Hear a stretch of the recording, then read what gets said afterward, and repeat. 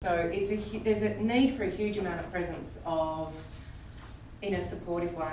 So this is about supportive way, about the leadership on the floor, at the front line, walking around, having conversations about what's going on, constantly reinforcing in not necessarily always a formal way, but also in quite an informal way, with that consistent, authentic, committed message, which, you know, people really, it's not artificial in our place, it's a kind of genuine commitment.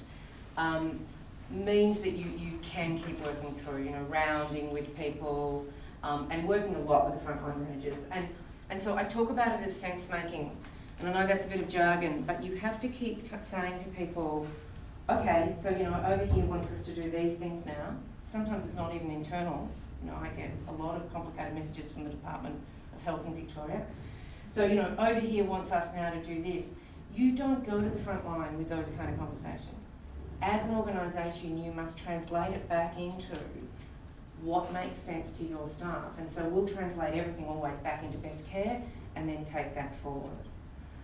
And when we do take it forward, we're trying to sort of talk to people about it's not a falls program, and then a pressure program, and then a nutrition program, and then it's how do we provide appropriate risk assessment when someone first comes onto the ward, so that we understand a comprehensive risk assessment that will then lead a care plan that might involve a nutritional response or something about mobility and falls. But how do you make that, because that's what makes sense to the clinicians. Now that means I put probably more accountability on my senior leadership group and the middle management group to create that translation every day. Because the front line should not be burdened by nonsense. It just shouldn't. It has to do the job it has to do. And the job it wants to do, sorry, let's be clear about it. Your frontline clinicians are dying to do clinical care. That's why they're doing, you know, that's what they're doing. So, I mean, that's part of our job, and that's part of your leadership job. And the minute you stop that and you become overwhelmed with that and you just let it skate straight through the system to the front line gets confused. And it needs to be more about compliance, because the minute you go to clinicians at the front line and talk about compliance, I would suggest, I don't know if people would agree with me, but you will lose them. You know, if this is all about, because Alex says we have to meet that KPI, ED targets, God bless them, turn into that very quickly. And I keep saying, no, it's about having people with patients safely in the right place at the right time. But if it is all about the NEAT target, for instance, your clinicians just want to walk out the door on you. So you have to kind of get away from the language of compliance. We talk about being clear on role, responsibility, and accountability, and that's me. I have to, when I said my CFO has to explain to me, I have to explain to my board what I'm doing around best care. And they will have to understand what they're doing about best care as well. And so, you know, that clarity of purpose goes all the way through, connectivity in everything we do. And you'll kind of get a feeling for it. So we're saying we do a positive workplace day. It's actually the positive workplace day had a lot to do with bullying and harassment stuff, right?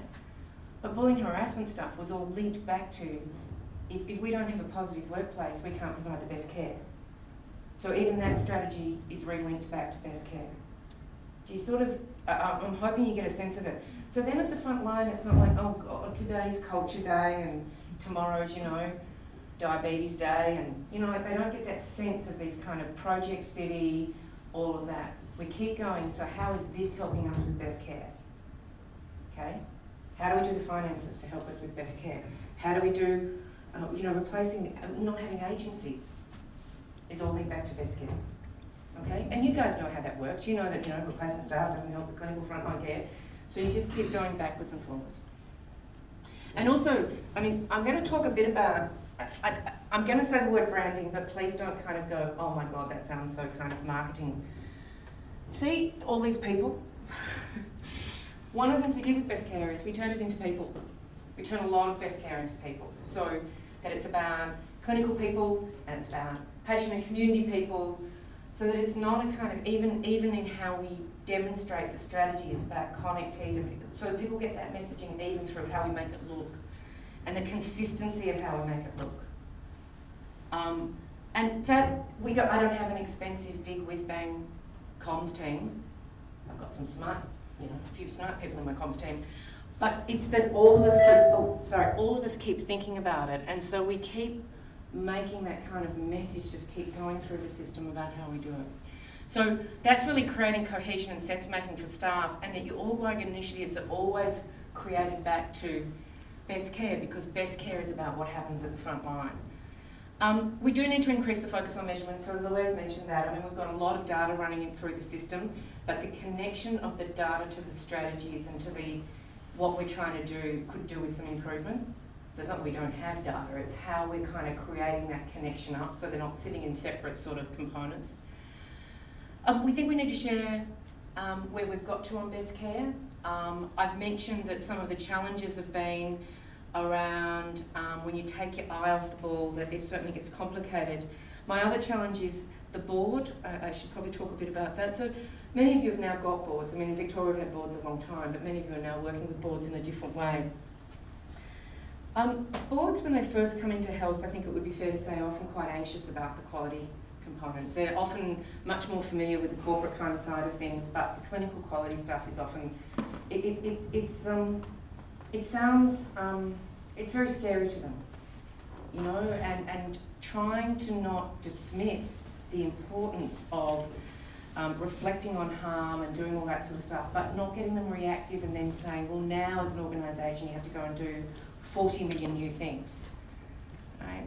And so our board needed to come through a kind of process about how did they understand best care? How did they feel that we were making not just the risk reduction strategies, but the culture change that we genuinely believe we need to make in the organisation? And how do they see that we're on that journey? So yeah, you know, Louise and I have just been working through a very challenging complaint, not dissimilar to Bernie's conversation, about, you know, the behaviour of staff in a ward. And I can assure you that ward is now working through getting the feedback directly from the family and how all that might change the culture and behaviour on that ward. But the board gets something like that and it wants to kind of go and change the system on you. You know, it wants you to kind of create, could you please write a new action plan with 100 more things in it? And, you know, I'm sure many of you have to kind of manage that. And so trying to keep the board on course is quite a challenge. And getting them to absolutely never ever dismiss your need for improvement and change whenever an incident happens, but seeing it as part of your whole. So sense making for boards is actually quite important as well. And providing them with enough data that they actually know where you're going as an organisation. So the board does has a very big impact. I think one of the last things I just wanted to show you, I'm really proud of the team. I'm going to say this is like when I get kind of a little chuffed and I'm quite proud. So we started going into the EMR, you know, all of you are kind of halfway on this journey or down this journey or doing something in this journey. Victoria's a little behind. So we're starting to go into the EMR. And I started putting the EMR to the leadership group, the top 50. And the top 50, as you can imagine, has got corporate directors, clinical directors, doctor directors, allied health directors, nursing directors. It's like a whole, that's the leadership group of the organisation. And someone somewhere, I think the new CIO was getting all excited about how they were going to, you know, launch the EMR and the E strategy and the this and the that and everything. Went into the leadership group went, what are you doing? This is about best care. So pushed back at probably me and the exec that has slightly lost our way, which is really good. When your next level down is pushing back on us, that's pretty good. And said, you guys stop it, you know, I don't know what you're doing. You're turning this into kind of like another program of work. You never, you know, you don't normally do that. What are you doing? You've gone all kind of EMR-y, like so it's some kind of, you know, end result in itself. The EMR is a tool to deliver best care. We want you to best care the EMR. So the top 50 spent the morning getting the EMR, chunking it down into the 4, you know, what is it going to do for patient-centred care? What's it going to do to connected care, right care, safe care? They chunked it all down. They then gave it back to the technical Cerner people and everything and said, we don't know what you want to do, but we're doing best care at Western Health. And so what they've done is they've taken the EMR, we're not branding it as a different thing in the organisation, it's just supporting, you can see best care's all over it, supporting best care. It's now gone back out into the organisation as this is our, over here on that side of the column, board exec kind of level, this is our help to make it work for you at the front line. some of you have been delivering EMRs might be a bit sceptical about whether or not it is actually going to make a help, but theoretically it should. And so what we've done is we've taken the EMR and as we're turning it into a verb, best cared it now. And I just I think when your organisation starts pushing back up and saying, what are you guys doing? You need to make this best care for us because that's how we like to digest it and that's what makes sense and that's what we're working on. We must be starting to get somewhere. So that's where we're up to 3 years in. 3 years, I think we are. Yep, just coming up for 3 years.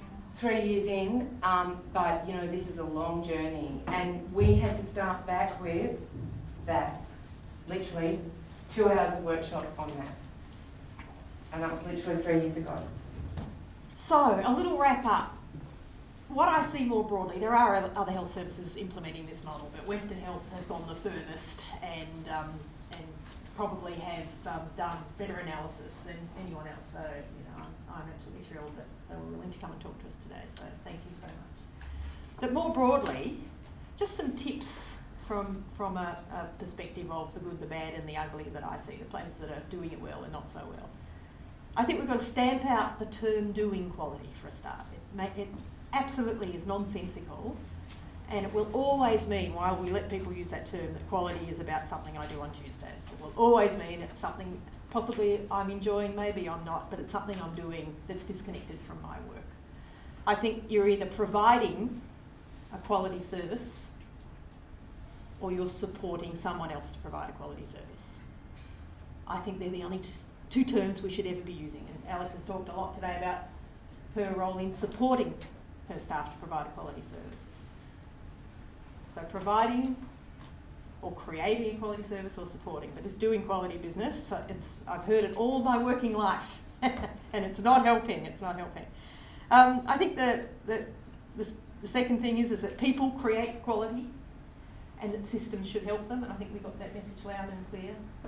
Quality is not about the system. We need good systems, but we need great people supported by great systems. It's those people at point of care, they do it, yeah?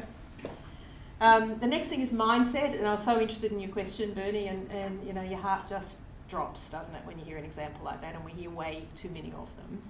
There's something to me around mindset. We talk about culture a lot, but for me, mindset is what sits behind culture. And best care is not just a series of things we want to do at point of care. Best care is the way we think about providing the care. And I think that's such an important part of any system to improve what we do at point of care, because it's what goes on between people's ears that dictates how they behave, isn't it? And I think we don't give anywhere near enough time or effort to the critical importance of that. So we've got not great mindsets running around all over healthcare, I reckon, that allows people somehow to do that and think it's okay, Yeah. Beware slogans, but Alex and Louise have talked about that. Easily, in 5 seconds, a clinician will say, oh, that's just a slogan, so you must put your money where your mouth is. If you say, we're doing this for best care, do it, or we're doing this for excellent care, or cream cake care, or whatever it is, do it.